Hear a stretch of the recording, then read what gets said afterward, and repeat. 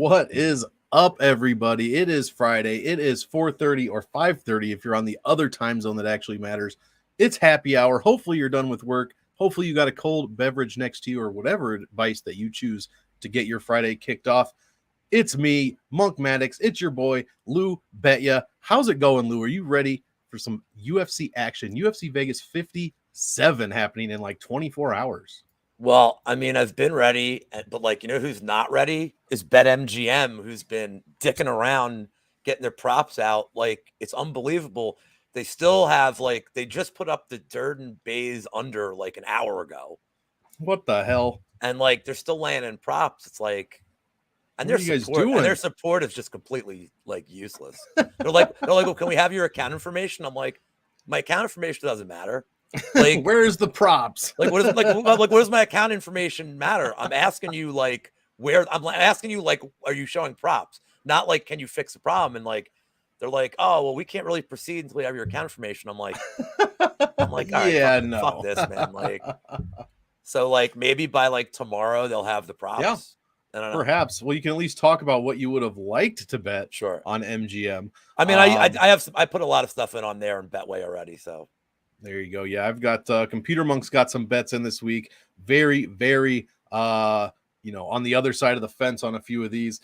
And look at this, right on time, guys. We are very pleased. This is our 21st happy hour, by the way. Congratulations to Lou. 20th. Oh, sorry. This is our 20th happy hour. So big. I think that's Wood anniversary. I don't know. You get us something nice like that. What'd you get me? We decided. Well, I got you our very first guest on the happy hour. We are proud to bring in the knower of narratives, the alpha dog himself at Sun Tzu. Joe, what is happening, man? How are you doing? Thank you for joining us. Oh, it is my pleasure, guys. Love what you've been doing. I owe the listening audience a punchline to did you hear about the guy who moved from New Jersey to Philly? I have to kind of give that out at some point during this podcast.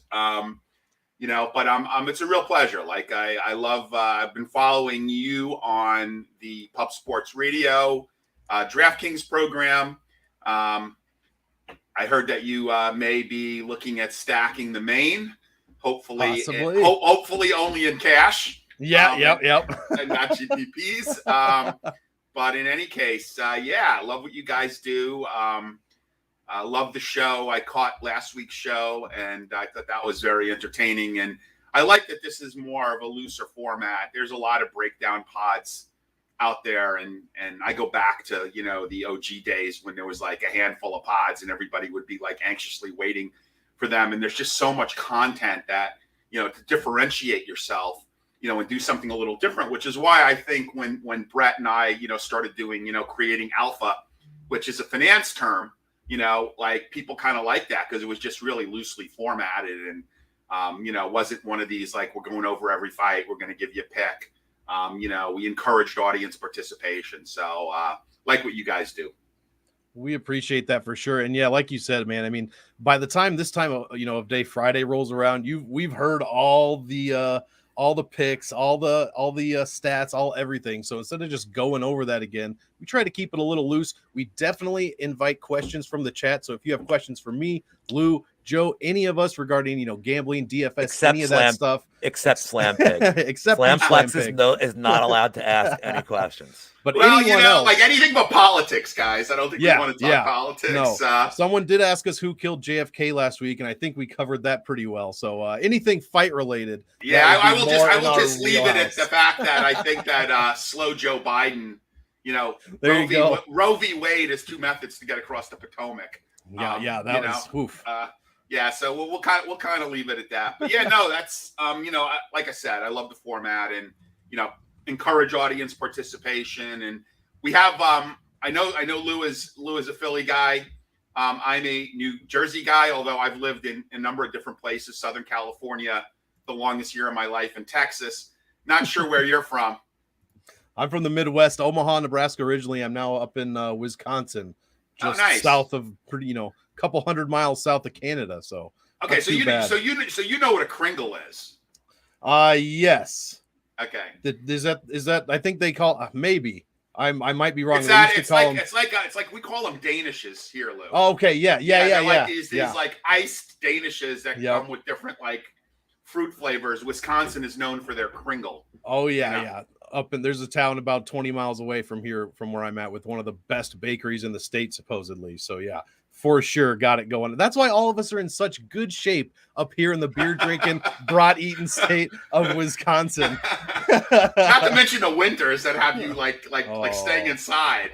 Jesus, yeah, we're still waiting on our last snow, so we'll keep looking at the sky for that one for this year. Okay. But yeah, guys, we will get started. I mean, I don't see too many questions in the chat quite yet, but let's get started with I don't know. I'm thinking we should get started with the hot prospects of the week. We'll start it off with Umar Nurmagomedov going against Nate Maness.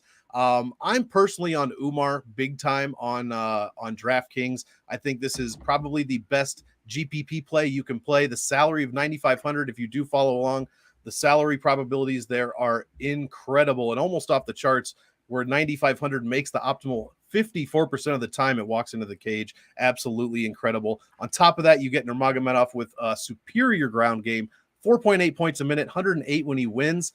And he's also got some decent stand-up. So can anyone give me a reason why I shouldn't just smash Umar Nurmagomedov into every GPP lineup that I have this week? Yeah, I mean, really, it's a question. And again, I'll take. It's funny because I'll take the other side. I'll say I see Umar as the best play in cash. Oh yeah, nice. at 9.5K. It's just really lineup construction. I mean, you have to have some level of confidence. In all likelihood, well, you're going to have to put someone in under 8K, and I don't know that you could get the lineup you want. Like I have one fighter that I absolutely love under 8K. Unfortunately, he's 7.9K, so I'm not. You're not picking up that much, but I mean, you're getting positive line value. I think it's a perfect matchup from a stylistic perspective. I just think everything is pointing in the direction of this fighter at 7.9K, and I'm going to do something a little different when I do my lineup construction, and I'll just share really quickly. I know we haven't had really a lot of time to talk offline, so how I do my lineups is I generally will do 100 lineups for each slate. The first 20 I hand build, and then what I do is I use the optimizer and I set rules. I happen to use the DFS Army optimizer, but you can use whatever optimizer you have access to. I set rules, like I like a certain percentage of randomness. I like, a certain number of unique fighters per lineup. I also, use my own ownership projections, which quite frankly are Brett Apley's ownership projections, because he does that a lot better than I could ever do it. Now what I do is I will go up or down off those base projections, commensurate with how I feel. So I'm probably going to look at starting my hand builds, with Taflon, and then build up from there and see like what I could get. Because I really he is my favorite play under 8K. I said it, I like him under 8K. Look, you're getting positive line value. I mean, I know that the world is on, Vieira at 7.6K, but I think there are honestly more red flags in that fight than there are in Taflon versus Olberg. We could talk about that fight separately, but there's a lot of narrative around that fight that I picked up. And I assume that both of you guys like me have day jobs, which makes Friday the perfect time for me to do these types of things, because I have the entire week, to kind of listen and prepare. And, I give a lot of credit to the guys like Wheezy and those guys and Brady that do stuff really early. I could never, people have asked me, hey, can you come on a pod on a Tuesday or a Wednesday? And I'm like, honestly, I'm not ready. I need every day up till Friday, which is why my pay-per-view RotoWire pods we do on Fridays at 8:00. So honestly, if you don't have all the information you need by 8:00 on a Friday night, you're probably not going to get it. So, that's why this is good. You're getting, we saw the weigh-ins. Right. Yep. We kind of know what's going on, and we kind of move on from there. Absolutely. I love the insight onto the roster construction. A lot of people can take some strategy out of that there. Lou, any lines jumping out to you as far as betting wise? I know you're probably not going to be dropping 500, minus 500 on Nurmagomedov this week. For the record, I work full time getting this company off the ground. Okay. So don't assume stuff. Okay, I will not. I will take that back. So I mean, Umar round 1 sub. I'm just gonna keep it simple. I won't even talk about the Umar side. Like, we know what skill set he has. His striking's improving. Nate Maness, if you look at his last couple of fights, I mean, there's a world where that fight's called round 1 against Gravely. Like, yeah, he won the fight because Gravely like has bad fight IQ. The Luke Sanders fight, he didn't look good early. Luke Sanders just does Luke Sanders thing. The Munoz fight, he got controlled for most of it. I'm not even sure how he won it. So Manessa's getting wins based on his opponents doing like stupid shit. That's not gonna happen here. And I mean, Manessa's tough. I get it, but this is levels above in terms of the grappling, especially. And I'd be surprised if this doesn't hit the ground in 30, 40 seconds. And I don't know how Maness is going to survive 4 minutes on the ground with him. I was going to say, do you think Maness can even get up once? I doubt it. I don't know. Yeah, that's the other thing. When did he fight last? Back in September. So, yeah, that probably is enough time to heal up that jaw. But, hey, you never know. Everybody is a bit different. But, yeah, I'm right there with you guys. I was hoping somebody could maybe talk me down, but I'm kind of glad it didn't happen. Let's switch over to the other prospect that I was alluding to at the top of the show, Shavkat Rakhmonov, $9,300, second highest salaried fighter on the card. Lou, why don't you start us off with this one? What kind of angles are you seeing from a betting perspective? I don't mean to like keep going square here, but like Shavkat in the distance is reasonable, minus 135. I don't know how Magny's not going to be able to press him against the cage for 15 minutes.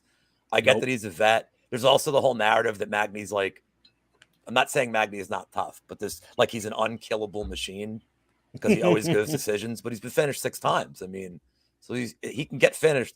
And I said this on a couple of shows earlier in the week. If you had I think I said this Wednesday night, if you have like a buddy just getting into this sport, you're like, well, who should I pick that's like not super popular yet? Shavkat's like, yeah, this guy. Like, back him now before his like ascent to the title. Like, the guy's favorite animal is a horse, and his favorite food is horse meat.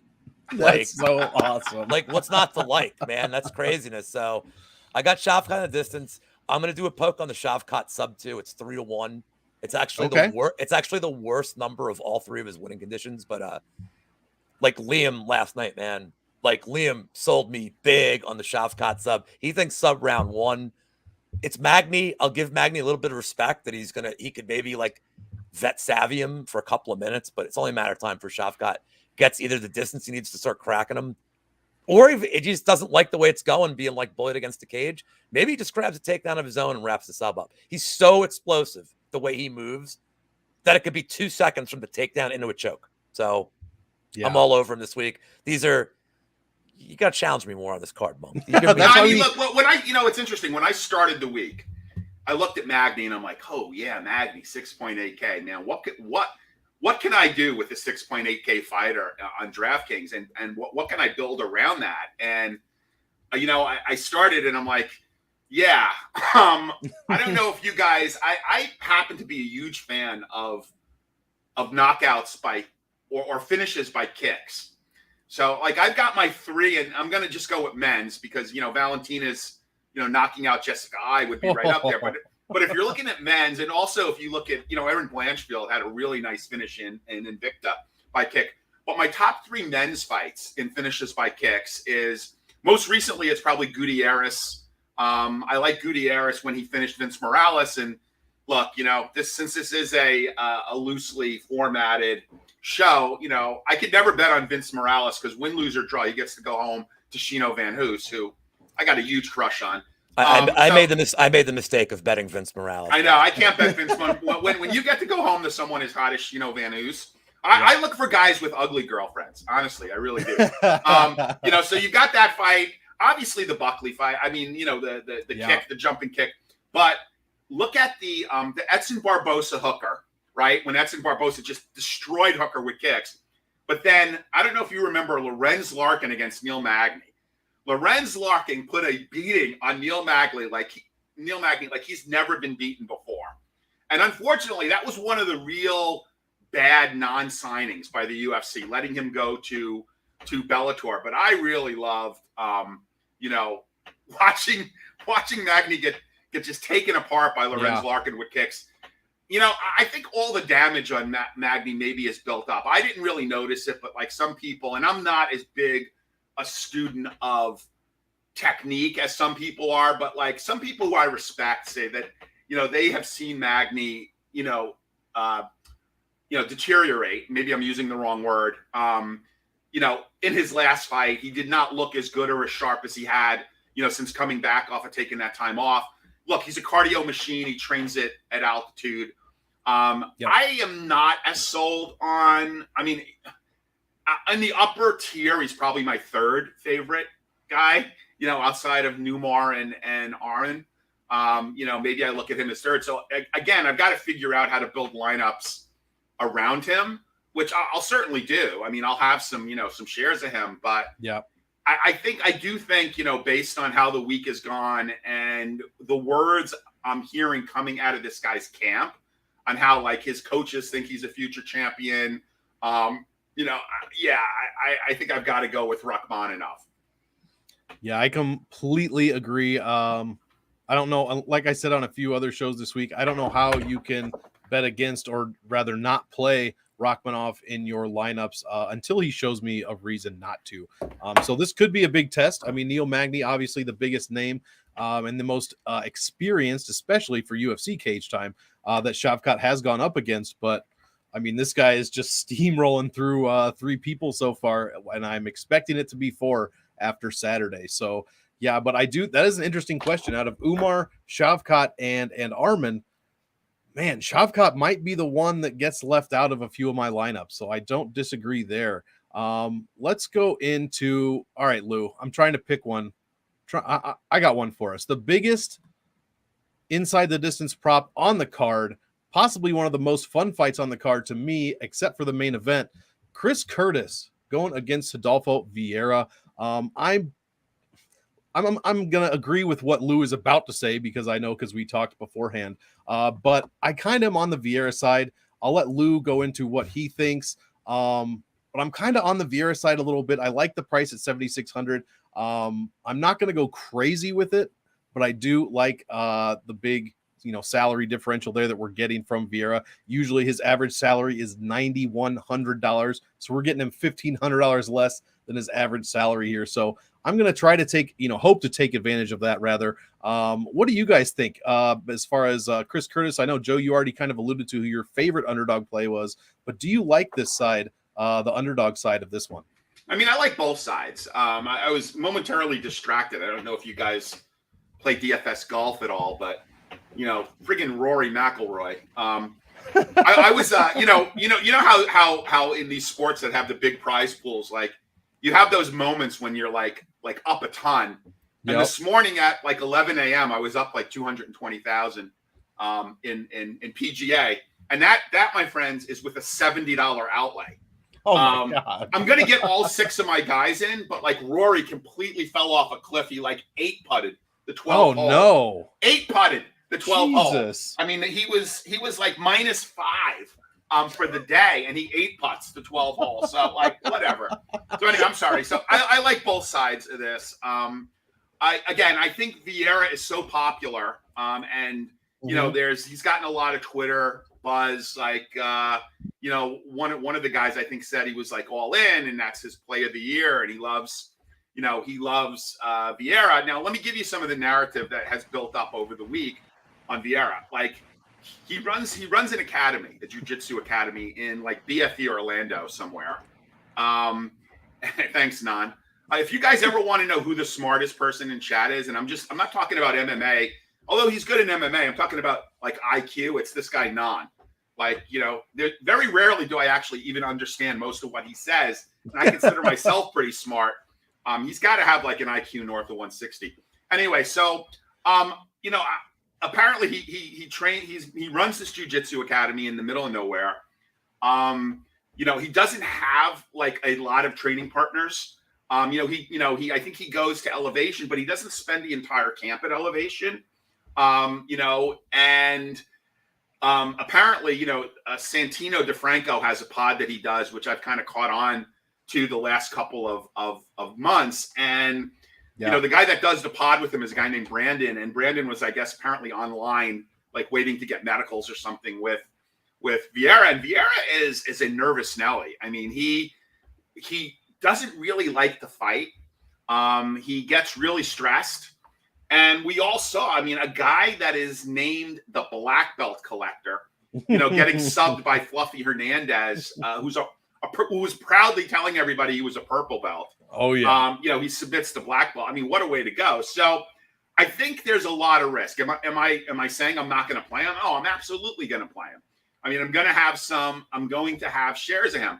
I just think, in terms of dogs, I would rather pay up 300 and go with Tafon, who I think has got a better matchup. And we'll go into that later, but I'll tell you why I feel the matchup is better. I would rather pay up for Taflon or Taflon. I'd rather pay up for him. And I think he's going to be so popular, Vieira. Like his ownership is going to be through the roof. Oh, yeah. I think you got to target this fight. Like, I think the inside the distance prop on the fight itself is pretty high. And look, Curtis has done nothing but win, right? Like Phil Hawes. I think the love has faded a little bit from our friend Alan, but Phil Hawes is look what he did last week to win. Yep. And Curtis aging very well. Yeah, he's got hands, Curtis. So I don't know that I want to fade Curtis. I want to have shares of him, and I think this could be a good opportunity. I'm not as I've been getting more into the betting side. I am predominantly DFS, probably 20% gambling, 80% DFS. But I think this would be a cool fight to potentially live bet. Look at how the first round goes. Look at the body language of Vieira. I honestly think that if Curtis gets through the first round, he's got a really good shot. 2, if for some odd reason, and we've seen this happen before in the past, and it's mind-boggling, Vieira chooses not to wrestle. I could certainly see that be an advantage for Curtis. Oh, yeah. 100%. I know what Lou is about to say, but I want to hear him say it. Well, it took half what I was going to say. The live bet angle is my favorite way to play this, and it's only going to be Curtis after round 1. You're never playing Vieira live after round 1 here. But I flip-flop you can't play any time props here. They're too juiced. I flip-flop back and forth all week. I eventually settled on Chris Curtis in the distance. There's no expert analysis on this. I saw the dude do the Randy Orton post today at the weigh-ins. He's scooting on his ass for the ceremonials. That was great. So look, ultimately, you just have to make a decision. If I bet on Curtis and he loses, oh well. If you bet on Vieira and you're like, oh man, I love Chris Curtis, then you lose that bet. You're like, sometimes I just want to root for a guy. So again, you can't really bet the time props. They're all juiced. I like Curtis live after round 1. I like Curtis round 2. It's reasonable. It's 4-1. It's really low for a round 2 prop, but unless he bonks him early, I just see him surviving the first. And then as much as I don't love his takedown defense, I really hate Vieira's cardio. So yeah, which he has seen, maybe improved a bit, but it was so bad in that Fluffy fight. Even improvements, it's still going to be bad, in my opinion there. Let's go ahead and knock the most talked about fight right off the board here. Heavyweight action. Josh Parisian going against the Black Samurai, Alan Badeau. Lou, I know this is your favorite and most forward look to fight of the card. What do you got for this one? Well, Weezy has my address, so I don't want to oranges are coming. I don't want to get beaten by a sack of oranges. Is it playable? I guess. I know that you're going to play it, but I don't know. I don't even know. The only angle that I can even entertain is fight to end in KO at -135. But because Badeau had a good round against Nascimento where he looked like maybe he could get a knockout, and Parisian looks like the guy that fixes my grill and does a shitty job. So I don't really could this end? I would say this could end in a draw, but that would require one to get a 10-8. And I don't see how either one get a 10-8 without a Yambag shot. But this is stay away from me. Glenn's on over 1.5. I don't hate it. I would think this was a pink slip fight if it was in anything other than the heavyweight division, where you almost like you can't get cut, or like you get like Chase Sherman's back, like he's a jobber to the stars now, like it doesn't matter. So a gun to my head, I guess Parisian. Yeah. I guess because he has more volume. I made more money on more money betting against Chase Sherman than any other fighter in the UFC. As a matter of fact, I did a video. It was entitled "Betting Against Chase Sherman is Better Than Compound Interest." I mean, I'll have to say I did it with this guy. MMA. Oh man, I forgot his name, but like I have the audio clip. I can send you guys the audio clip. It actually goes into the annualized return on betting against Chase Sherman in all of his fights. Anyway, I know we're kind of. And you thought those days were over, but here we are again. I literally, and I'm not a religious guy. I went to church and lit candles when I heard he was back because I was like, my daughter goes to NYU. That's a very expensive school. Yeah. And not to mention she's like kind of an NYU film school, which means in all likelihood I'll be supporting her after she graduates. So like I desperately need money. So like I went and I lit candles and said thank you and told my daughter, I said, hey Angela, you're really lucky. I'm going to be able to pay for school now. Because Chase Sherman is back. Am I the only one? Chase Sherman. Thank you. Am I the only one who thinks it's ironic that we actually have a French fighter fighting a Parisian here? I mean, I did think of that. Yeah, I think this is kind of and this is really odd matchmaking because we finally got a card in France, in Paris, and we got 3 French fighters on the UFC roster. Like, why not save this fight for the French card? Makes no sense, right? Like, why put it on this card and not save it for the Paris card? Well, maybe they think Parisian is just going to go to town on their bread supply, so probably try to keep them out of there or something. I don't know. Yeah, they do have some good croissants. Yeah, so I would say definitely. I don't know. I haven't put a lot of time into this fight. I don't know what you guys. I mean, but Badeau maybe because they need a third French fighter on their roster. I don't know, man. Yeah, exactly. I mean, the more and more I think about it, the less and less I want to play it. Gun to my head, I guess I'll pick Parisian. As far as DraftKings, though, you mentioned, Lou, that I might want to play this one. I don't know how I could play a ton of it. I tend to think I do like the bet that you made finishes by knockout, but at that point, I'm just picking 50-50 because I don't know who it's going to be. I'd rather probably just fade both of them, as I tend to think this one could be dirty, grimy, disgusting finish where the winner scores 70 to 80 points. I don't know how Alan Badeau is going to last that long, but he did just come off of that decision win against Parker Porter.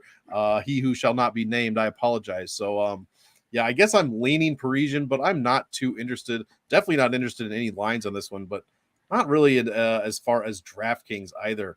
What's Prince of Mischief? I don't know if they. That might be true. It's going to be when you're. When you're the home countryman, and your decibel level is going to be low. That might not be a great look. Let's go ahead and talk about the other one that you brought up because I definitely want to get into it. Tafon Nchukwi going against Carlos Olberg. Now, both guys only have 13 professional fights between them. Nchukwi has 8 of those 13 with almost 60 minutes, just over 55 minutes of UFC cage time. Meanwhile, Olberg completely gassed out against Kennedy Nchukwu, and then way overcorrected against Fabio Cherant, just staying at distance and throwing 8-piece jab combinations and then just backing out. I'm going to be with you, Joe. I like the Tafon side, but I would love to hear what your take on this one is before we get into the betting odds, which I also like a few of the lines on this fight. Sure. So I've been getting DM'd by people wanting to know the punchline to the hear about the guy that moved from Jersey to Philly. And I will tell you, the punchline is the guy that moved from Jersey to Philly, the IQ in both places went up. So that is the punchline to that. Sorry, Lou. He loves it. Look at his face. Okay. So anyway, first of all, Olberg, right? Let's this guy he's the Bachelor New Zealand, and I'm not saying that tongue in cheek. He is literally the Bachelor New Zealand. He is a training partner of Israel Adesanya and a friend, which is how he got on the UFC card and got 2 relatively soft matchups. We saw him completely gas himself out after throwing a quadrillion strikes in the first round of his first fight. How he did not decimate, Fabio Chavant. That is about as easy a matchup as you can get. He is a range striker. He's a kickboxer. We've never seen him wrestle, right? So there are two paths to victory here which is why I love this fight for Tafon. There are two paths to victory here. The small octagon is a big disadvantage again for Oldberg. He needs room to move. And on the other side, Tafon has been described as slow and prodding. He does not use a lot of energy. Yep. Right? It's going to be a lot easier for him to pressure and get in the face of Oldberg with the smaller octagon. Tafon trains at camp with Lloyd Irvin. If Lloyd Irvin is, half the coach he should be, he is going to tell him to take him down. And we've seen Tafon, I think he's got a fight where he has 3 takedowns. I don't have his stats up. But, it's not an alien. That was against Mike Rodriguez. Okay, yeah, Slow Mike. Right? Yep, now, does anybody think Oldberg's a better wrestler than Slow Mike? I don't think so. I mean, unless he's hiding wrestling in his back pocket between, episodes of, Mr. The Bachelor New Zealand, I don't see how he's a better wrestler. So I think he's got two paths to victory. He can pressure him. What I'd rather see him do, because I don't want to take any chances and I don't want there to be a kind of a fluke knockout, is I'd love to see him take him down. And let's see what kind of wrestling Oldberg has. If Oldberg has the wrestling I think he has, I could see him just grind out and wear out and frustrate Oldberg and get a ton of control time. Minus 125 at 7.9K. I mean, on any other slate, this guy would have 40% ownership, right? But on this slate, you got Vieira. And everybody loves Vieira, and Vieira's $300 cheaper. I get it. I really love Tafon here. And this could be like the biggest pork chop I've ever eaten, literally, because, Oldberg could go out and just clock him with something and make him look really stupid. But I like the camp. I like the matchup. I like the cage. There's very little about this fight I don't like. Agreed. Lou, what's your take on this one? Any Oldberg love? This is my take. 18-1 submission. So we were talking about this fight last night on Liam's pod, and I'm all over the Tafon side too. Simple analysis: nice. Oldberg is awful. I also doubt his dedication to getting better, whereas Tafon, I think, cares. He was winning his first 2 rounds last fight. I typically don't like taking guys coming off a knockout in a 6-month period, but I don't think Oldberg's so accurate enough to really Oldberg's not going to get him out with one shot. I don't think it's going to be an accumulation, but I'm with Sun Tzu. I think he's going to go to the ground game here. I think he's going to take him down over and over again. I don't think Oldberg has a get-up game. I've seen nothing to indicate that he does. And that 18-1 sub, I mean, I know it's not like a big thing with Tafon, but, Kyler Phillips didn't have any subs either, and he got a round 3 sub a couple months ago. It happens. Mm-hmm. I mean, I don't trust Oldberg's cardio. And let's see what he looks like in round 2 if he's been on the ground for 4 minutes trying to get Tafon off him. So I'm on the Tafon sub at 18-1 as a nice prop. I think he gets him out of there in the distance. I don't love this fight. I mean, I would hope this is the last we see of Oldberg. Guy couldn't get Sharon out of here. How do you embarrassing bet this guy? And don't give me, he paced himself. Sharon's losing, tripping over bubblegum wrappers and getting knocked out in the first on his own face. This guy threw nothing in that fight. And I'm pretty sure everybody was on Oldberg in the distance in that fight. I know I was. And it was just, you could rip up that ticket after 5 minutes. You're like, there's no way he's getting him out. You knew. So give me Tafon. So I have to ask you guys. Yeah. Do you have $89.96 that you don't really care about? Because if you do, I got a round robin for you. Well, I'm an alcoholic, so I need that money. Okay, so I would say just go drive for a day. Fight off the DTs. $89.96. I got a round robin for you that is going to pay north of $12,000. And it is Tafon by sub, 18-1. I got Vieira by sub at plus 175 because I think if he wins, that's how he's going to win. This is where it gets a little, the whole thing is a little sketchy. I have Vanessa Demopoulos to win by sub at plus 600.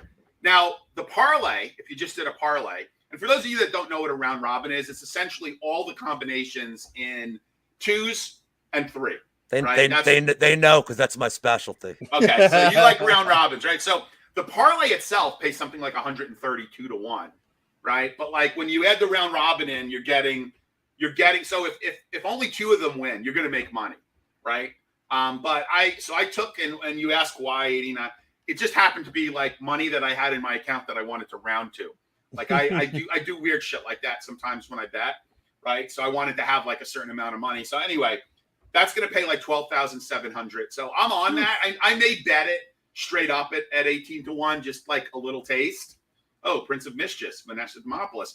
Yeah, so Vanessa Demopoulos, and we've already talked about Tafon, and we've talked about we can get right into that one for sure. I'll give you my take on that. So on the Santino DeFranco pod, Demopoulos is one of their fighters. So they don't talk typically about their fighters, right? They don't, like James Lynch, if you've ever watched, I'm sorry, not James Lynch, James Krause, if you ever watch any of his stuff, he won't talk about his fighters. So what they did say, though, and his guy Brandon, who does the pod with him, said, look, if you're going to play this fight, really the only legitimate way that Demopoulos is going to win is by submission, likely off her back, right? So he's like, I would play her by sub. I'd take the 6 to 1. I think at that time it was 8 to 1. He's like, I'd take the 8 to 1. I'd play her by sub. And then you could go the other way, Fry, and play her to win by decision. So, look, it's high risk. Like I said, it's money. Like, don't bet this with your rent or your car payment or your Visa bill or maybe in Lou's case, beer. But like whatever, like if you have this money to spare and you're willing to risk it, $89.96 to get back north of 12,700 is something that I'm willing to take a flyer on. For sure. I completely agree. That's even better than the return from Chase Sherman has been given. It is. So, hey, it is. She could go to graduate school if that's the case. Hell yeah. Lou, what do you got for this one? I mean, I'll keep my end quick. DFS, you cannot play Jin Yu Frey in GPPs. Too low of volume. I would be on the Demopoulos side in large field tournaments. Only as a contrarian, sure. Monk. Like that's the only. Yeah, I mean, because she's going to be really. She'll be less than 10%. 10% owned maybe. So yeah, what do you got for this one, Lou? Nothing. Yeah, love it. And that is the kind of advice that you should be taking on this fight, unless you're putting it in some round robin like that at plus 6 to 1. Let's see, who haven't we gone over? This is a good one here. Another high-end fighter, just like Jin Yu Frey, $9,000 for Thiago Moises, who is a very historically low volume in 8 UFC fights, only 2.3 points a minute, 70.5 when he wins. Going against Christos Giagos, a lot of people think that Giagos has no gas tank, and the other half thinks that he has a chance to win this fight. Yourself included. Myself included, yeah. Lou, where do you stand on this one? Although I did have to take Giagos out of my Pub Sports Radio lineup because Brady and I had the same exact line. I should have just told Brady I had a feeling he was going to pick that one. So, Lou, what do you think about this one? Does Giagos have any good looks as far as betting lines go? I'm not touching this fight either. Moises, his strength of schedule is insane compared to Giagos. I'm not impressed with anything I've seen of Giagos. I don't like his cardio. I can't get to Moises at this price. I think it's right. I mean, he's coming off 2 losses. Like, I'll forgive the Makhachev loss. Like, I'll forgive that. Joel Alvarez came in a little heavy for that fight too, but that wasn't competitive. I mean, that was just an immediate destruction, and he looked like he didn't even know the fight started. So I just can't trust Moises. But his resume is a million times better than Giagos. If you're going to bet Moises, maybe put him in a parlay, but I'm not touching this at all. I just don't trust him. But there's nothing about Giagos that I really am impressed with. I think he's very hittable. I think the best thing he'd be is on the ground, and I think he's outclassed there. I mean, if Moises fatigues, maybe, but I don't like this. I think the line's too. I can't get to that line at over -200. Yeah, it's an insane line. Absolutely, the -200. I saw that, and I had to double take to make sure which fight we were talking about here. But Joe, what do you got for this one? Do you like the $9,000 angle, maybe for cash? No, I don't actually. And look, what I would do, there's just too many better options. There's like 3 other better options up top. Well, what I would do if I was Giagos is I would say cardio be damned, man. I would look at how Alvarez beat him and just go and blitz. Yeah. Blitz. You know, blitz Moises. Like, Moises is a good fighter. He's still young. You know, he's had some good fights. You're right. His resume is much better than Giagos. But, like, if you see what Alvarez did, and you look at that as a legitimate path to victory, why would you not follow that? Like, I don't know. Like, look, in theory, Giagos could take Moises down. Is that really where he wants this fight to be? I don't know. Maybe. Like, Moises is a good jiu-jitsu practitioner. I mean, I think he'd probably rather be doing jiu-jitsu than MMA. You know, so what do you do? Yeah, I'll take some shots with Giagos and GPPs just because I think he could be a slate breaker if he wins. But, like, I don't have a lot of love for this fight at all. Can I ask you guys a DFS question here? Yeah. What's his ceiling? Well, I mean, his ceiling is a first round finish. But realistically, like, with his, I mean, like, if he wins a decision here against Moises, which I think is his better path, can he get you 90 in a decision? Well, I mean, yes, if he had takedowns, I suppose he could get there. It's just like the way that I see this is as a high ceiling, low floor type of fight, where I think if he doesn't get the quick finish, he gets nuked. I mean, if you look at Moises, his entire DraftKings career, he's only put up 100 points once. Yep. And I believe it was exactly 100 points. Moises. So, like, he doesn't have a great ceiling. And I think at his salary at $9K, his floor is not going to be enough to be optimal. It's like the easiest guy he's fought, though, in like 3 years. No, you are 100% right. From and that's why I think Moises would be not a cash play, but more of a contrarian GPP play. You know, because he's probably not going to be. There's just so many killers in that 9K range. So I think he'll be higher owned than Jin Yun Frey, but that's probably about it. Of all the fighters 9K and above, the only one he's going to be like you know, beating for low ownership is Frey. So I think he's sneaky that way. But, like, you've got to look at his record. You know, he's only put up 100 points once. And that is really hard at 9K, especially the way that these slates have been running, where it's taken like high 600, low 700 points to actually win a GPP. Like, that makes it really hard to say, okay, you can't settle in a GPP with 100 points for a 9K fighter. It's just not going to work. I mean, you know, that, and I know that sounds odd because that's 11 point something X. It's just not going to work, at least not of late. So we'll see. I mean, you know, I think he could be a sneaky play.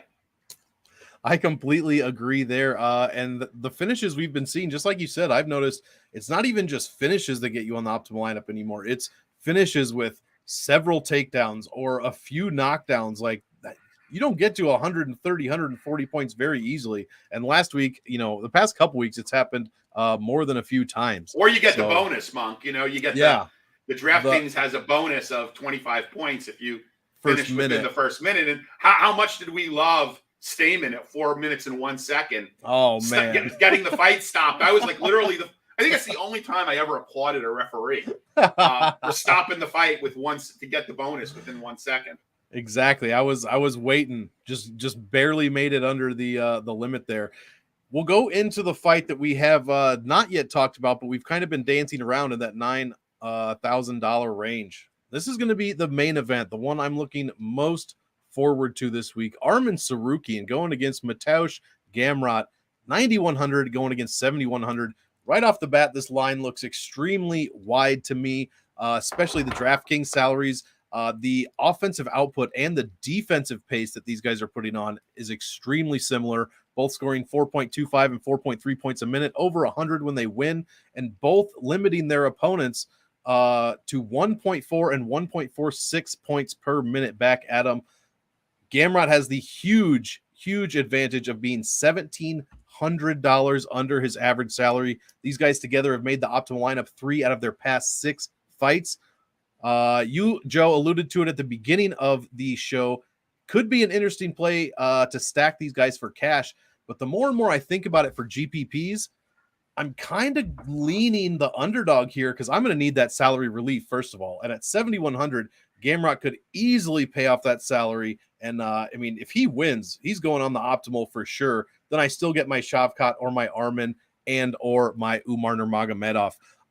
What do you think about this one? How are you playing this one for DraftKings? Well, it really depends on how you game plan this fight. If you look at recency bias, Arman is just he's been lighting it up from a DraftKings perspective, right? Like you gotta like that. And I can only tell this joke because I am partially Polish myself, but like, do you really want to back a guy who comes from a country whose hockey team drowned during spring training? I mean, come on. In reality, though, look, Gamrot, I'm not sure how good he is. I know he had a very impressive fight his last time out. I have been a fan and a loyal supporter of Arman since his debut fight against Islam Makhachev, and he took Makhachev down. Like, I couldn't believe it. Now, he didn't, like, I think he got 2 minutes of control time. Like Makhachev was never in danger, but, like, I think even Makhachev was surprised. Like, at the end of the fight, like, he won the fight. So. I mean, he won the fight clearly, but, like, at the end of the fight, he gave him one of these, like, pats on the head. Like, yeah, kid, you did a good job, you know? Like, so I've been really impressed with this guy. You know, he's got 10 takedowns in a fight. You know, like, you know, everybody's saying, like, what if he doesn't take it to the ground? Now, I think it could be dangerous, not from a win-loss, but from a DraftKings perspective, if he chooses to just box and he gets like a decision, a striking-based decision would be an ultimate killer for DraftKings. Like 100%. If you get Arman in a striking decision, you don't get the takedowns. He does have a fight with only 2 takedowns. So, like, if you get that, you could be hurting. I mean, as it stands now, I like Arman. How much I'm going to have relative to, you know, Rakhmonov and, you know, cousin Umar, I'm not really sure yet. But I really do like him, and I would want to see another fight from Gamrot to gauge how good he is. Unfortunately, that's going to be this fight. I will have shares of him. Obviously, he's going to be very popular, I think, at his price point. I do think people will be stacking him in cash. Maybe be stacking this fight in cash. Although, guys, that's going to be really risky if you don't get takedowns. Like 100%. Yeah, like, you know, the ultimate cash stack of the past few slates was Jiri and Glover. I mean, you got over 200 points in that stack, right? I would not expect a 200-point stack here. No, it'd be more like last week when you end up with 120. Yeah, 100 something points. Yeah, like, that was a killer. Yeah. Like, I honestly thought Cater won the fight, but it wouldn't have mattered, right? In terms of the stack, right? You're getting the win bonuses going to one guy or the other. It's just, you know, no takedowns. You know, maybe, you know, we knew Emmett wasn't going to be overly active. Cater fought Cater. You know, so like, I don't know, man. So this is going to be tough. I mean, you got to game plan this fight for DraftKings. And if you think there's going to be takedowns, then you want to be on Arman, right? If you think he's going to go to a wrestling strategy, you want to be on Arman. If you think he's going to say, you know what, I don't want to mess with this guy on the ground, and I'm going to rely on my striking, then it's like, oops, I just paid, what is he, 9.1? I paid 9.1K for a guy that is going to win a striking-based decision, which is not going to get you where you need to be in a GPP. Yeah, maybe 10x, but like we were just saying, that's not enough lately to make that optimal lineup. So definitely think about that. Lou, what have you got from some line perspectives? I know there's some great lines out here for this fight. Some very interesting angles for sure.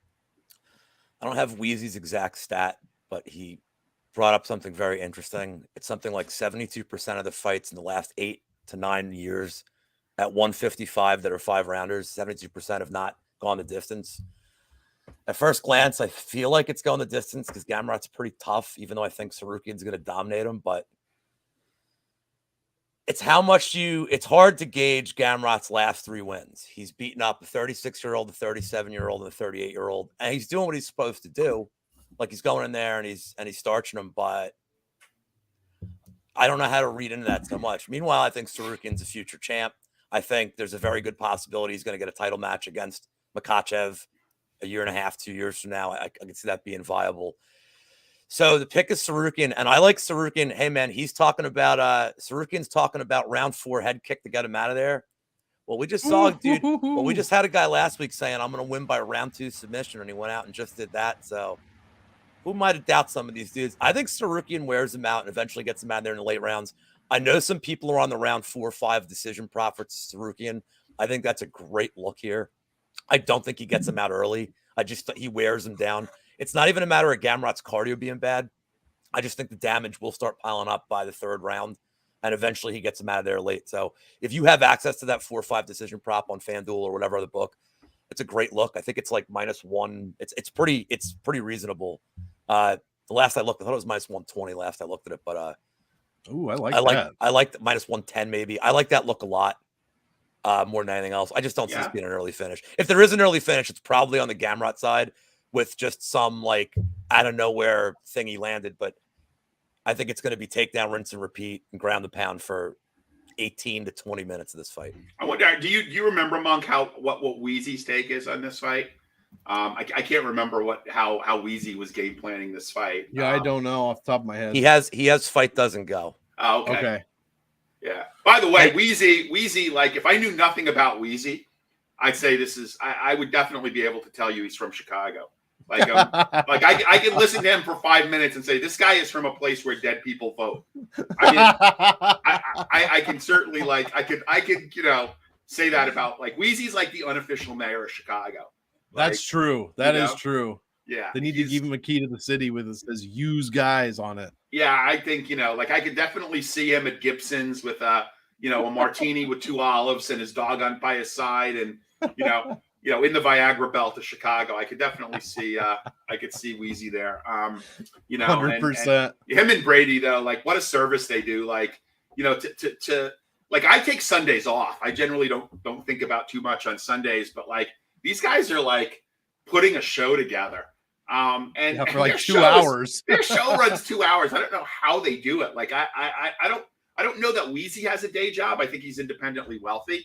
I don't know about Brady. I'm not sure what he does or doesn't do. I don't know him as well as Wheezy. Wheezy has actually come on the RotoWire pod as like a fill-in. So I know a little bit more about Wheezy and what he used to do. And I don't know what Brady does, but like I don't know how those guys find the time to like the amount of content between the two of them that they put out is unbelievable. Animals. It really is. I mean, imagine doing like 3 YouTube shows that were 2 hours or longer, 3 days in a row, and then doing a show today. That's pretty amazing. Yeah. I'm not talking about, of course, I'm not talking about Brady here. I'm talking about me. But like there's other people at our company that do content also that are also on this show. So, all 4 of us are trying to work here. Brady's killed. Brady is just, they're my guys. He's an absolute nonstop workhorse, it seems like. And Wheezy, I don't know how, those 2-hour streams, same with Lou, man. I mean, after just one of those, I'm like a zombie pretty much. So that's why we love this show. Just over an hour 15. My last stream ended at 3:15 in the morning. I did. I'm not joking. We went almost 3 hours last night on Liam's pod. Yeah. What part of Philly are you from, Lou? Or are you in? Burbs. Okay, so you're in the burbs. Okay, so I was hoping like I could call you the king of Fishtown or the king of Breweryville. I used to live on the other side. I lived in Queen Village, South Philly. Okay. Yeah, the king of Queen Village does not flow off the tongue as well. Yeah, so you're like a king of Prussia. I remember when Fishtown was like a total piece of shit. And then I remember when it was less of a piece of shit. Yeah. Really, because Fishtown sounds like it would be just a fantastic place to live. It's like Hipsterville now. Yeah, there's a lot of renovating going on. A lot of people buying some of those old row houses and just completely rehabbing them, buying them cheap. That's over now for the most part. But like Philly's still and always will be a shithole, but it's my shithole. Philadelphia. Just to put things in perspective, Philadelphia is the only city in the Northeast where the mafia did not control sanitation. Private sanitation. That should tell you all you need to know about Philly. Like the mafia did not control sanitation. They couldn't even get their feet in there, huh? No. Like Philly is where whenever you see wet cement poured, you don't want to put your hand in it because you're going to feel another hand, right? Like that's what you got to. Philly, it's the school system in Philly. Like they ask the kids what comes at the end of a sentence, and the kids say the appeal. So that's school in Philly. So. Oh yes, I love this, Lou. Your face is just the best part of this whole thing. It just makes me look. Feel free to make fun. Smile. Feel free to make fun of Jersey. Everybody. Kensington. Tell it to Eagles 85. Tell it to him. He's not. Well, he's from Kensington. That is like the largest open air drug market in the Northeast. Kensington. Do I lie, Lou? I mean, that Kensington is where people go to score. I hate that I have to put this on the screen, but I felt the need that I have to put this. Yeah. Bill Cosby went to school. Like it's funny. Just like not that this is anything to do with anything, but like like years and years ago, like I had a Bill Cosby mutation, and like now, no. Like, nope. and like Norm Macdonald, like so. Sun Tzu, I don't know if you love Norm Macdonald. I love Norm Macdonald, yeah. Like Monk and I are big fans, but like, and I won't get into this whole thing, but he has like a big joke about meeting Bill Cosby, and his imitation is like, I mean, it's like intentionally awful, but like, I almost can't even watch him do this joke anymore. I'm like, oh man, yeah, I can't do it. How do you like your women? Young and ready to pass out. Pretty much. Yeah. Yeah, we'll save. Let's we'll go back to that question here. We got a question in chat, for you guys. Yeah, we'll finish up these last couple fights, then we'll be sure to jump into that one. Make sure I highlight that for the end of the fight. So just a little bit longer there, Habib. Let's get into this one. We haven't talked about this one. Could be an interesting fight for DK, and also I like a few lines on this one as well. Mario Batista going against Brian Kelleher. Lou, what do you got for this one, man? Let's get into some lines. Currently, Kelleher is still plus money 146 to Batista minus 175. I think that's about right. Where are you finding any value on this one? So, I mean, I lean Batista, but there's a bet that kind of stood out to me on the prop market. Plus 250 odds, fight to end in submission. 8 of their 19 fights in the UFC have ended in sub. I feel like Kelleher's best path to victory here is if it hits the ground, locking in a guillotine. I think Batista, it really depends on how long this fight stays on the feet, but I don't think it's going to be on the feet for 15 minutes. I do think it hits the ground. Probably in every round it hits the ground at some point. Batista was starting to wrestle against Jay Perrin, and Perrin was having some success taking him down too. So true. I mean, total takedowns in that fight. So I don't know that I trust Batista's power. Like, I mean, if he's going to get Kelleher out of there in a KO, it would be like a lot of volume. I don't see him as a one-shot knockout guy. I do see Kelleher as having more of a power advantage, but Kelleher's vet savvy, man, and he likes getting these fights to the ground. Like, the problem with Kelleher is last, like the Kevin Kroom fight, not super impressive, but I mean, his back is a year and a half ago, 2 years ago. Kelleher's having great wins. He's not a washed fighter at his age and experience level, like we're seeing guys at this stage of the game. So I like the sub prop here. Kelleher is definitely like live to get tired and leave his back open, and Batista is likely to dive into a guillotine here. So at plus 250 odds for something that happens 40% of their UFC fights, I love it. Yeah, I'll talk about this from a DraftKings perspective. So, and thank you, Glenbot. Thank you, Glenbot. We appreciate this. I like Kelleher, but he is feast or famine from a DraftKings perspective. He is either a slate breaker or he has a floor of 0. If you look at his points scored against fighters that completely overmatched him, I think he put up 1 point against Umar. Now, look, that was Umar. I get it. But, you got to realize that if he is overmatched, that he's not going to have a great floor. So if you're looking to play someone that's got some downside protection, this is not the guy. This is a GPP guy who has got slate-breaking potential. I mean, he can put up 100 points in a win, but his floor is 0. So that's the one thing you got to look at. I will have shares of Kelleher. I don't think Batista is going to be very highly owned, but I'll maybe have some shares of him as a punt. I'll probably own more of Kelleher just because of the salary savings on DraftKings. I don't have a bet, and I don't anticipate making a wager on this fight at all. Only playing it in DraftKings. So if anybody's got any betting strategy, I think Kelleher by sub is, I'm not sure what that is. That seems to be a pretty decent play. Kelleher by sub, but I could also plus 500-ish see Batista by knockout. I could see that. Or if you have access to those double chance wagers, like if you take Batista by knockout and decision, maybe that's one you could play. Like DK Sportsbook has those types of, wager options. Maybe you look at something like that.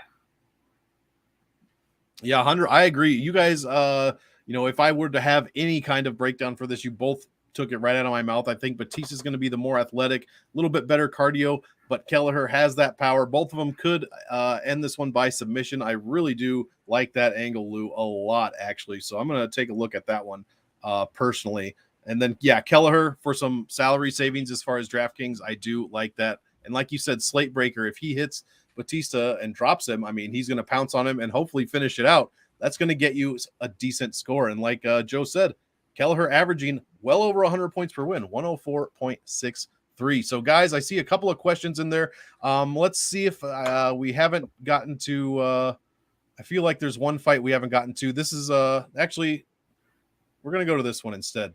TJ Brown going against Shylon Nerdembeek. We'll finish this fight off and then answer the few questions, and we'll get us on out of here so we can, get some Friday dinner in us. But TJ Brown going against the Wolverine here. Joe, do you like this one for DraftKings? We've mentioned slate breaker a couple times. Do you think Shylon has the ability to shock the world and shock the world and put up a decent DraftKings score here? So you mean the Nomad? Oh yeah. Brett Appley, obviously well known.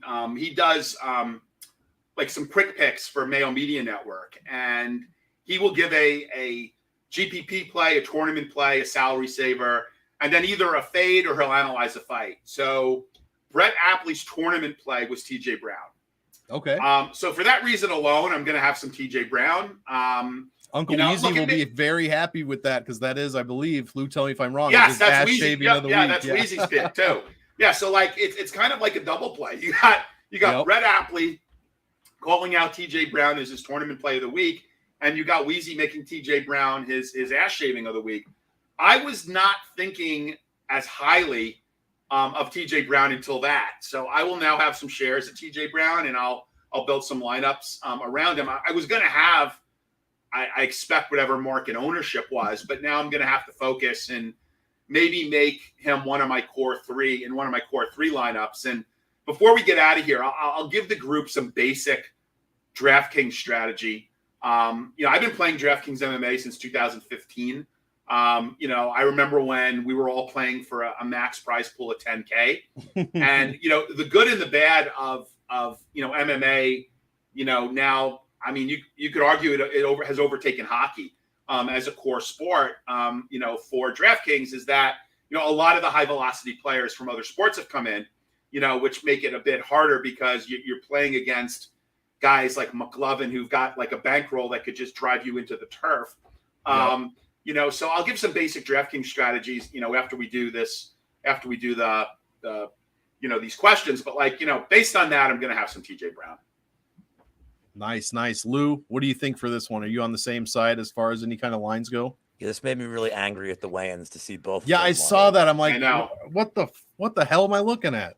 So I can't believe I love TJ Brown in this spot as much as I do, but well, that's a big three now. Shylon's like he throws like 0.0 strikes a fight. True. So if this stays on the feet, he's gonna get pieced up. And I don't know what he's gonna do on the ground. And Brown's the bigger dude, like as well. Like he just looks like the bigger dude. He fights like a bigger guy. I think it's gonna be TJ Brown on top for 15 minutes. I like his sub prop here a lot too. It's I have it written down here, but it is plus 325 for the Brown sub. He does go for a lot of arm triangles. Like he's going, like he works. That's what he likes to work is the upper body. But I don't know. I'm expecting like he almost got Rosa out of there. I give Rosa credit. I know it was short notice, but he's tough because he was getting dominated. But I think he's going to get Shylon out of here. I know this is like his 190th fight and he's 28 years old, but he still hasn't shown improvement like in the last 190. And I believe Weezy said he's the Chinese Greco-Roman wrestling champion. So yeah, I've never seen it. But... That's like being the best one-legged man in an ass-kicking contest. Right? Yeah. So I have TJ Brown. I have TJ Brown parlayed money as a money line pick. I have him in the distance, and I am kind of heavy on his sub prop here. Is one of my favorite props to target. Now, just before I pass this on, what round am I thinking? Well, as I like to tell you, I would say round 2 as opposed to round 1 because round 2 pays more.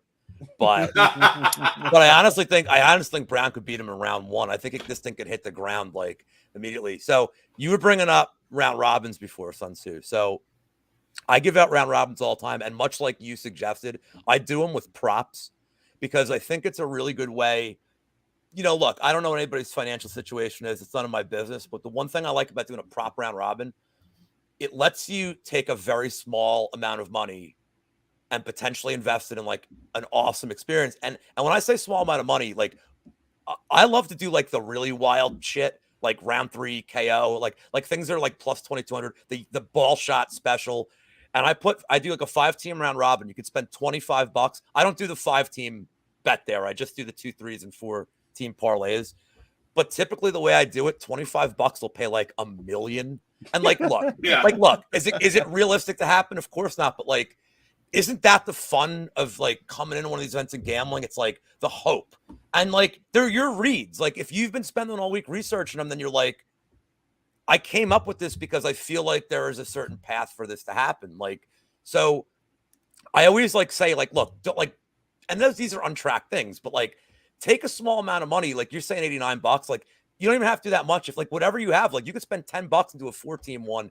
And if 2 of them hit, you're probably looking at like $40, $50. So it's a really good, cheap way to get equity on top of like your strongest plays that you feel. So I like that you brought up round robins before. That's like one of my favorite things. I've showed Monk and our buddy Eric Betts fights and Brady my sheets, and they think I'm a lunatic with like all the charting I have. They're like, how does this make sense? I'm like, I have a template, dude. I just plug it right in the site. Like, do you guys know who Pig Lord is? Yeah. Okay, so Pig Lord, I would say, I'll offer this up to the viewers. Like, get on this guy's mailing list. Because usually every Saturday morning or Friday night, he will give you prop plays for the upcoming card. And what I do is I parlay his prop plays, right? Oh, nice. So I will tell you, there was a time last year when I parlayed his prop plays, and for $5 won 2,000. Now, of course, I sent him $50 because I said, "Look, dude, like, there's no way I would have." You got to tip your dealer there. Yeah, there's no way I would have come up with any of this. So, like, here you go. But like, yeah, you're gonna win that once or twice a year. It's like the PRP with Cody and Paul, right? Like, when it hits, it's great. You got to say it right, Sun Tzu. Yeah, hit him with the PRP, kid. Hit him with the PRP, kid. Yeah, it's Pig Lord. He's on Twitter at Pig Lord. So, PIG Pig Lord. So yeah, I would recommend, like, if you like to do that kind of stuff, like for small money, go out there and that kind of segues into like what I was going to talk about real quickly on DraftKings. Again, I'm like you, Lou. I don't like to get into anybody's pocket, and what is meaningful to me is a lot to some people, and is like, change in the third couch of McLovin, right? Like, so, like what I suggest is, like, if you want to experiment in mass entry GPPs, like, here are 2 contests that you should be playing every week. And you should be playing the Quarter Arcade, which is a 20 entry, and you should be playing the dollar 150, right? So that is a grand total of $155. The mini max, right? Yeah, the mini max. Now, I will tell you, I do not have access to either of those contests. Neither does any high velocity player. So DraftKings, in their ultimate wisdom, because I think I had 1 week where I was like a diamond level player, and they banned me from all those contests, smaller contests, casual contests. Yeah, casual. If you've ever watched this show, my travails against DraftKings are very well documented. As I started tearing up, I'm just letting you know, you have an ally in the show of somebody who does not like that company. I argued with them long and hard, like, come on, guys. Like, I am no Chipotle addict. I'm no McLovin. I'm no Eddie Jones. Like, I'm not this, like, it was during COVID. MMA was the only game in town. I went overboard on a slate for a month. And because I got so many points in a month, you're going to call me a high velocity player, whatever. Okay. So play those contests. I mean, and take chances. And here's where you get comfortable with a lineup optimizer. And let's be real, it would almost be a statistical anomaly for you to play 150 lineups and to lose every one. So you're going to get some money back, right? Now, I don't play GPPs for ROI, right? I'm not looking to make 10 or 20%. That's why I play cash games, right? That's why I play triple ups. That's why I play mini tournaments. You know, I am going after the top prize, right? So what I would say is, you know, play, experiment, you know, get comfortable using a lineup optimizer. If you screw up, you screw up, right? It's again, it's $155. Yes, that's a lot of money to some people. You know, maybe not so much to others, but like you could certainly go out there and get really comfortable with how your lineup constructions are working, you know, percentages of fighters, using the lineup optimizer, experimenting with real money. And then, you know, you could build a bit of a bankroll, and then you could upgrade. Then you could go into the main contest. You know, then you could go into the $3.20, right? Like, that's what I tell people. Like, you know, I'm not a sharp, but the sharps don't have access to these smaller contests. So that's going to be your best shot at 100%. And on the pay-per-view events, I think the dollar mini max, I think it pays $5K on top or 7.5K on top. I think so. It's 5,000. Yeah. So there you go. I mean, you know, that's like real money. And you've got 150 chances or 150 lineups, you know, for $150 that you could put in. And obviously there are secondary and third and fourth and prizes where, you know, you're not going to lose every single 100%. No. And unless you go 150 on one guy. Can I just say the one downside that you haven't brought up? What's that? And I say this from like my friendship with Brady, like when we first became friends. Like, you get these days, especially like since the COVID era, where fight gets canceled with 2 hours before the fights, and Brady's like, "God damn it, I got to change like tons of like now I got to change 85 lineups like right now." Guys, there is a protection against that. I do not put in Captain Mod is the protection. I do not put in my mass entry lineups until an hour, maybe an hour and a half before fights. That's now, what I've been doing. You can have them queued up. By the way, like, do not be afraid of Excel. I mean, seriously, do not be afraid of editing and uploading, right? Like you can't be like there was a guy who was like one of the original OGs in DFS MMA, and he did everything by hand. Like, and we had a call, and I kind of walked him through how to do the uploads and the edits. And I am not like Mr. Excel here. Like, I am not the guy you want to call to do V&H lookups. Like, I'm not that guy. I'm not an analyst in my day job. I use Excel, but I use the output. I don't create it. Right. So don't be afraid of Excel. Like unless it's an early morning card, or unless I know I have something to do, which is very rare because usually Saturdays my life revolves around MMA DFS. Like, don't put your lineups in that early, because you're right. Then you're gonna get into panic mode. Like, what you can't protect yourself against is stuff that, you know, you hear about after the card starts. That is the ultimate. Like, there's nothing you can do for that. But like the 2 hours, like, I will wait. I'll have my hand builds. I'll put my 20 lineups in, but I will not do the 80. I'll have them all queued up, and then I will wait till 2 hours before, and then put my 80 in. I'll just upload them. I'll use the upload function. And that way you're less likely to have to worry about making these last minute changes and having dupe lineups. And like, it's just, you're prone to making mistakes if you do that. Especially on the dupe lineup side of things. You change a couple of them, and then all of a sudden you're screwed. I saw a question about 150 line. Yeah, please go ahead. What was that? Just a question. Why the 150 and not the smaller entries?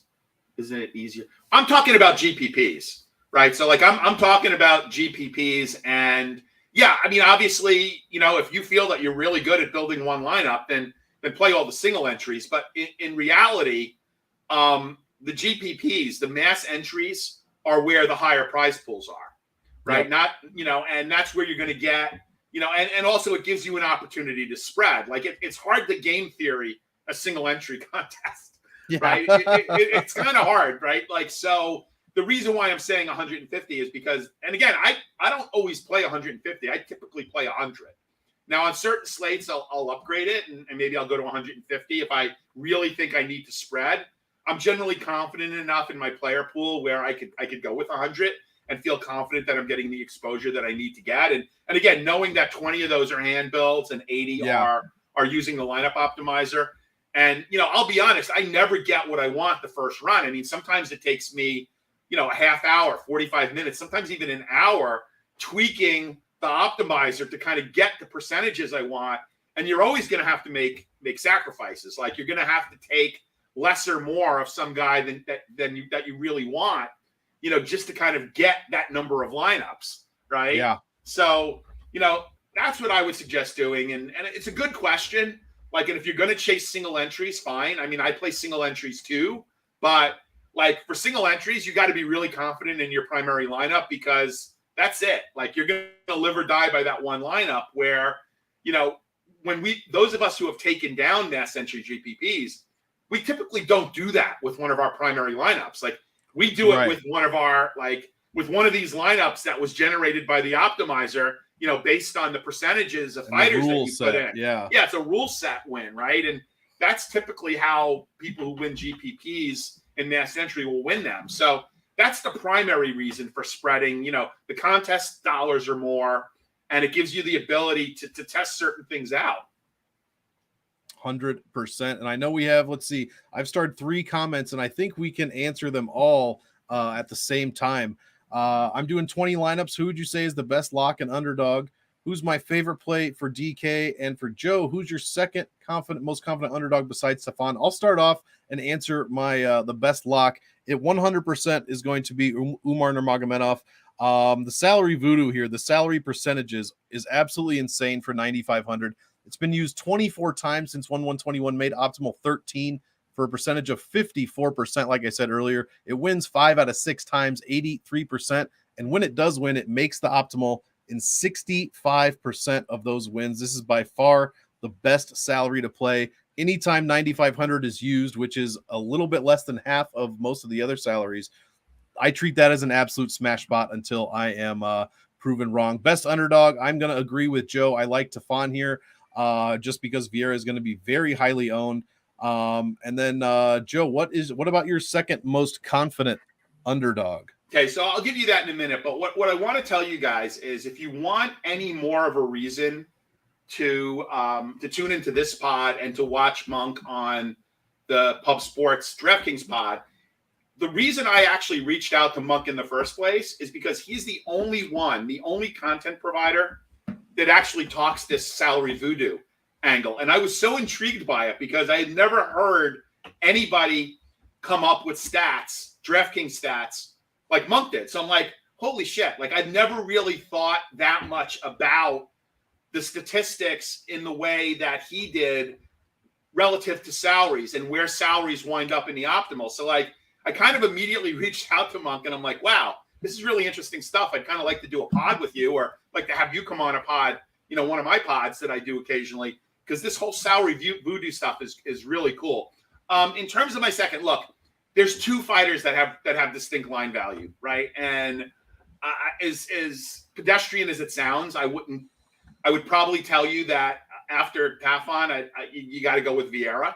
And I think, unfortunately, though, I don't think you're going to be that unique. I think a lot of people are going to be building lineups around Tafon and Vieira, especially. And there are guys, and I call them the poker kids.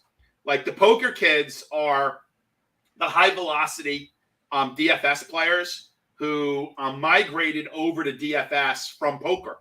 Yep. When poker became like challenging to play online.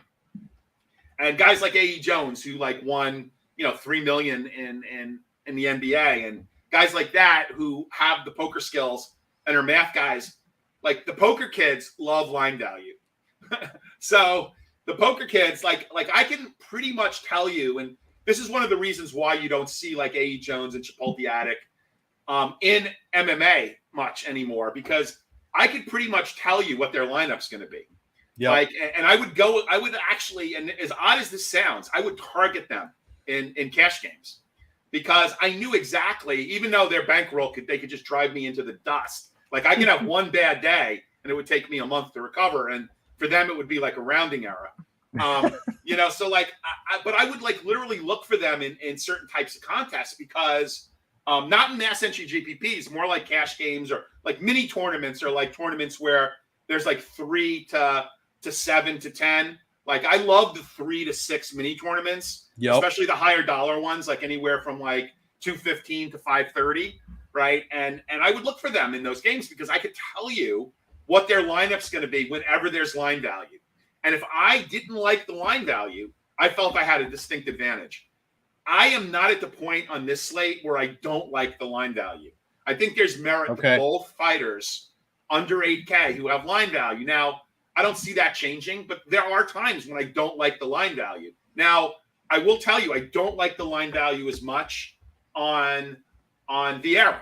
I mean, I like the line value more on Tafon. I do think that, Curtis is live, and I like him a lot more than I like. I'm going to have very little Oldberg. So if Oldberg wins and does well, that is going to be like a really not a good night for me because I don't like Oldberg all that much. I'm going to have him because I'm going to have some of everybody. When you do 100 lineups, you should have some of everybody. But like, it's going to take a small amount of luck if Oldberg is on the optimal for me to do well. So I would say I'm okay with the line value. I like Tafon more. He is $300 more expensive. So he'll probably be lower owned, and all the buzz has been around Vieira this week.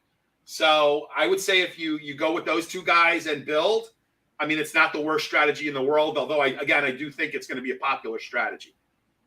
Agreed completely. Love the breakdown. Lou, is there any more questions in the chat, or did we cover it?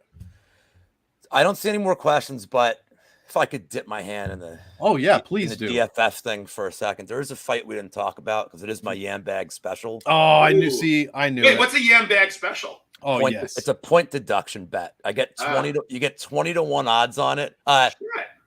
Untracked, by the way. I can't believe I didn't talk about this. But I've hit 3 of these in the last 4 months. So I like the Mike Jackson getting hit in the sack. Wow. or as my buddy, or as my buddy's dad was calling it all last weekend, the Yam sack bet. Love it. Steve Larson, if you're listening, coming for you. So here's all I want to say. I'm not going to go over the betting aspect. This is more for you guys since you guys didn't bring this fight up. I know this is the 82 8,000 fight. Yep. One of my favorite bets on the slate is the under. Is the under 2.5 here. I don't trust either one's cardio. Durden is like a wild man, like leaving himself open. I think Baez is liable for a really early finish here. My question to you guys is, since I didn't hear anybody bring this fight up, what's your ownership going to be? Like, I know it's the 8,200, 8,000 fight, so I always feel like this is an important one to hit. But what do you guys have for ownership here on both sides? Hang on 1 second. Let me see. I might be able to actually, I'd rather. I mean, we don't need I don't need to the decimal. I mean, I'd rather like I said, I'd rather ask forgiveness than I may have. Let me see what ownership looks like. Off the top of my head, maybe between 20, 25, and 30 for Durden, and maybe a little less than that for Bays. Brad, I did you a favor yesterday, so I'm going to give your ownership on these two guys. I will tell you what the master has if it's in here. Let me see. Oh, okay. We're lucky. It's in here. So let's see. So Durden buys. Okay. So actually, I think those numbers you gave were pretty close. It's looking like JP buys 24, Durden 20. Okay. So 44% ownership. I will give you a little bit of narrative, tongue-in-cheek humor on this fight. For those of you that are not completely, enamored with the whole, MMA culture and subculture, JP Buys was formerly, married or together with the Warrior Princess, Cheyenne Buys, which again makes him an automatic fade for me typically because I don't like betting fighters with hot wives or girlfriends. Now, she left him for Roman Dolidze, and Roman Dolidze starched his opponent last week as a 2-to-1 dog. So now JP Buys, I mean, he's going home to a pillow and a squirt bottle of Jergens lotion. he's got to be pretty angry, right? So I kind of like JB based on a pure narrative play. I kind of like JP buys. I think he's got something to prove here. I think he definitely gets cut, and he lost his hot wife to a guy that got a first round finish the previous week. So all the narrative is pointing to JP buys. Well, this is why I have the yam bag bet, because Durden is a dirty fighter who puts his hand on people's mouths and his eyes. And let's be honest, he's kind of a scumbag. And I think there's a possibility that JP Bays just runs up and ball shots him in 2 seconds. Like, he takes out all the rage for months. And he's like, I just don't fucking care. And he just wails him as hard as possible. And he's like, cool, just take it. See, Lou, my worry would be that JP Buys hasn't been using his balls for a while. So he gets a nut shot from Durden, and there's a real accident in the octagon. That's like my concern here. Well, so I would be worried 20 to that. 1, at 20 to 1, this is my favorite. I like it. I usually have a prop, like I have a yam bag that I hold up. The problem is literal bag of yams. Well, literal bag of yams? Yes. Well, it was potatoes, but then I got creative. But the problem is I had the bag so long that potatoes started getting gamey. It's the thawing and refreezing process over and over. So it's generally not good. At 2:28 a.m. this morning, unfortunately, the literal yam bags passed. They had to go to the garbage. Never forget. Okay. Never forget. R.I.P. You've hit this like a couple of times. That's great. Man. I hit it. The last time I hit it was the Mike Jackson fight, which was like, typically, Sun Tzu, if I see a fight that doesn't make sense to me, like, why is this booked? It's a great time to do that and the draw. Just be like, you know what? I'm calling for insanity. I hit I can't remember now if it was in Chukwi. Is it like a Negramanu fight? I think it was Kennedy and Chukwi. Okay. And he eye poked him, like, he just kept eye poking him. And Herb Dean's like, I'm warning you. Here's another warning. And then, like, if he goes blind, I'm gonna take a point. And it's like, here's the hard warning, and I'm like, you fucking son of a bitch! Like, take the goddamn point. And then he just kept poking him in the eye. I'm like, all right, finally, I got the point, Doctor. Yeah. So, guys, we have a couple of minutes before 7. So, real quickly, I'm going to share with you. And people always ask, like, how did you get started, in gambling? And I will share with you my favorite gambling story. And Lou probably can resonate with this. And you can, because it's so cold in Wisconsin. But like, I actually date myself, and I'm older than you guys, to when the only real action was the racetrack. No one's older than me. The legal There's no one older than me in this space, dude. Right, no, I'm older than you, dude. Yeah, so like the racetrack. So you would go to the racetrack, and my local track growing up in northern New Jersey is the Meadowlands. And one of the things that the Meadowlands is known for is it's being the best harness track, if not in the world, at least in North America, right? And what that would mean is, harness horses, for those of you that don't know, they run all year round. It's rigged. And even in the winter. So like I would, even when I was too young to drive, I would always try to get a ride out to the Meadowlands on a Saturday and, bet the races. So once I was old enough to drive, I would go out there, and I didn't care if it was, wind chill was 10 below. So I went on a particularly cold Saturday to the Meadowlands, and I always stayed to the last race. And I always took my programs home with me. I always like to take my programs home. So me and my buddy were walking to the car after the 12th race. It is like colder than a witch's tit. I mean, there are icicles forming everywhere. I had electric locks on my car, like as most people do these days. Yep. The locks froze on the car. Like I literally I couldn't open it. I couldn't get my key in the door. So what do? I'm not a smoker. My buddy's not a smoker. We needed Lou. But I looked for someone who I noticed was smoking, and I asked if I could borrow a match or his lighter.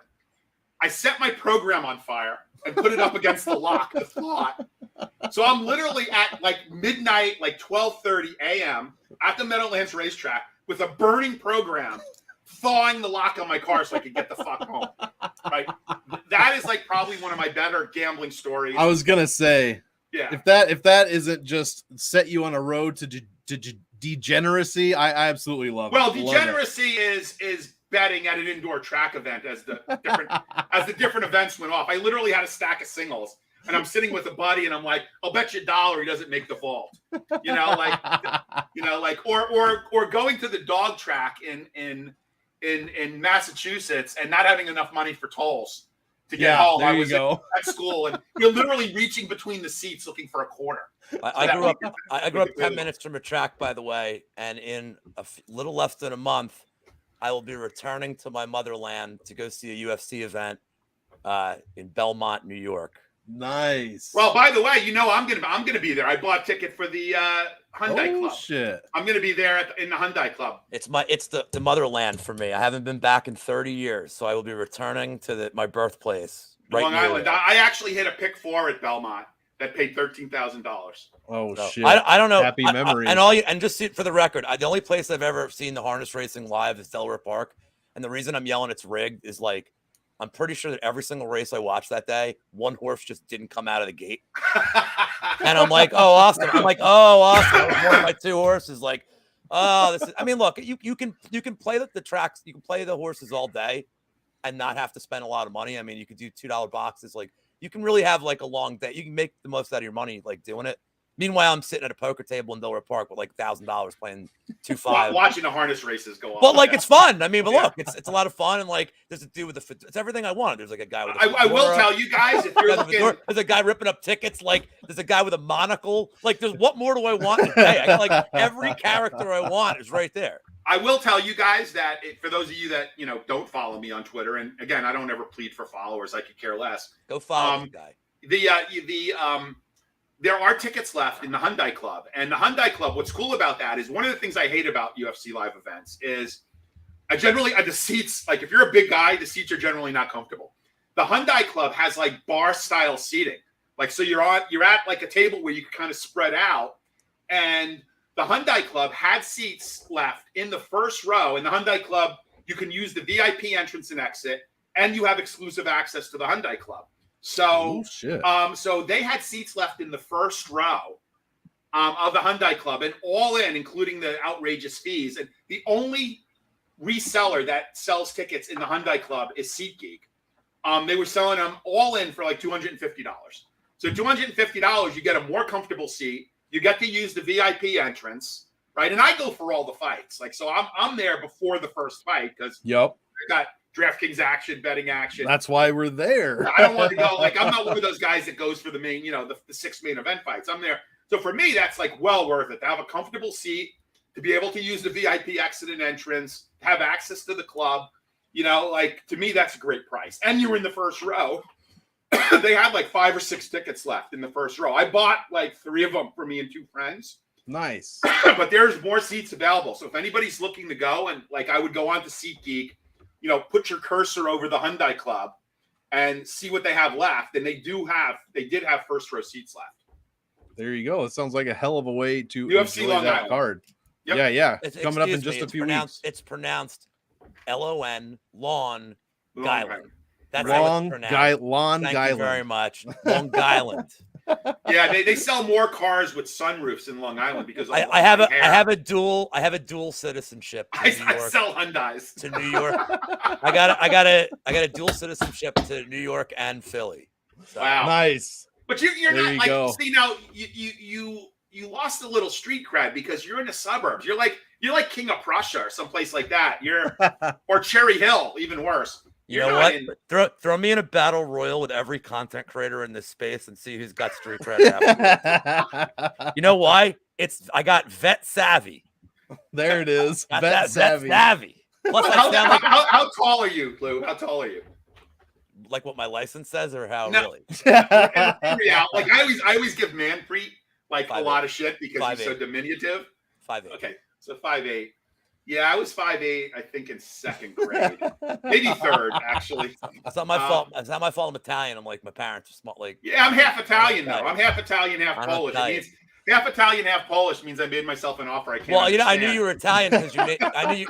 Well, Sun Tzu ends in a vowel, so I just assumed you were Italian. Well, Sun Tzu is the art of war, as we all know. Dude, really? Come on, man. I'll tell you what, Sun Tzu is really more of a Wall Street reference. Like I worked on Wall Street, and everybody on Wall Street, after Gordon Gekko, everybody in Wall Street, it was mandatory reading to read The Art of War. So I was lucky enough, and it's the only reason, guys, I still have an AOL account because I have Sun Tzu as my AOL. You want to talk about losing cred? That's how you lose. No, dude, no, I'm an OG because I have an AOL account. You and my mother. Did you unplug your modem like when your computer wasn't working the other day? That's a good one. No, well, I am a programmer, so like I have been asked that many times over my career. I will tell you though, in my school, they would give the kids alphabet soup and they'd spell help. We got to wrap this up for Brady. Go for it. He's on that note, minutes. man, what a fun show, guys. The 20th happy hour, me, Lou, and thank you so much to Sun Tzu Joe. Absolutely love having you on. Thank you. I'm glad to hear you say that. It was a pleasure. And yeah, if you ever need a guest on your show, please reach out. I'm more than happy to fill that spot and talk about some crazy probability stats like the salary voodoo stuff. Bring that to the table. I'm asking you now. Yes. RotoWire pod, 8 p.m. Friday for the Long Island card. Let's do it. Sean, DFS Sniper has already told us. I'm sorry, he's out fight week. The fight week card. I'm sorry, the fight week card. So is that next week? The next week is the pay-per-view. Yeah, we need you next week because Sean is out. So write it down. Let me write it down. I'll tell Chris Olsen and the RotoWire guys that you're down, and awesome. We'll have you on that. That's a more formatted show, but like we'll have you on that show for next Friday at 8:00. That's huge. We'll chat. You heard it here first. You'll see me over there, and I gladly accept. I'll love to do that show. Find me at MonkMMATics on Twitter. You can find me on YouTube. Check out my game theory video where I break down all the fights from a DFS perspective. The aforementioned Salary Voodoo on the MMA Engine channel, where you can also find my intrepid co-host Lou Betya. Lou, what have you got to tell the people? So next week's big for us on the channel. Huge. John Kelly will be making a very rare off his channel appearance, doing a breakdown video with me on Tuesday on the MMA Engine. I believe we're just going to confirm it, but Brady and I will be doing the Lambo show next week together. Nice. And then I have my usual nonsense on this channel, the Bet Elevator on Thursday, this show Fridays. I'm sure we'll be doing cool stuff because it's pay-per-view. And Sun Tzu, dude, thanks for coming on our show and being a part of our family for the night. Pleasure meeting you guys. And let me tell you, John and Kelly. Anything you want to promote? You got it. I don't want to promote anything. I just want to talk about John Kelly real quick. I want to grow up. I want to be John Kelly. I want to be I want to be a millionaire. I want to overshoot my skis in the wife department. Have a nice head of hair. Yeah, John Kelly has been a friend of the company. He's one of the nicest guys I've met. Yeah. I love busting his balls because he's from PA, but he doesn't live here. And I'm like, who says we're letting you back in the state to visit, dude? John is like legit one of the nicest dudes I've ever talked to in my life. And ex-military, like I said, I mean, how do you get luckier than John? And everything, and he works his ass off too. So like, I'm really excited. I'm really excited that he's going to make an appearance on our channel. Like, super excited to break down fights with him. And I'm doing his best bets panel tomorrow to see if I can go 9 weeks in a row without a loss. Yeah. Yes, yeah, I'm only 5-0. Yeah. The only downside to this card and this show is that we did not have what I like to call a Vaseline fight on this slate. And a Vaseline fight is where, I feel like I don't want to know. There's two female MMA fighters, and they're both so hot that the corners put Vaseline on each other. Oh my god! That was last week. We had a Vaseline fight. The first Vaseline fight was Paige Van Zandt against Rachel Ostovich. That was a Vaseline fight. Yeah. So last week we just got monetized. This is where we lose that monetization. Okay. I'm gonna just that's not important immediately. Wait, you said we could swear on this. There's a very big difference between swearing and the road you're about to travel on. Vaseline, guys. Vaseline. It's a petroleum byproduct. That's true. Where's Brady as my mod? Maybe the auto industry will sponsor you guys, or the oil industry. At programming note, Brady is on in 5 minutes doing his best bet show on his channel. So and stick on the around. Channel, So stick around. Cool. That's all I got. Monk, take us home. Guys, thank you so much, chat. Appreciate the questions. Thank you for sticking around. Hit that like and subscribe if you haven't already. And as usual, I want all of you to enjoy the fight. So enjoy, and we will see you next time. Peace.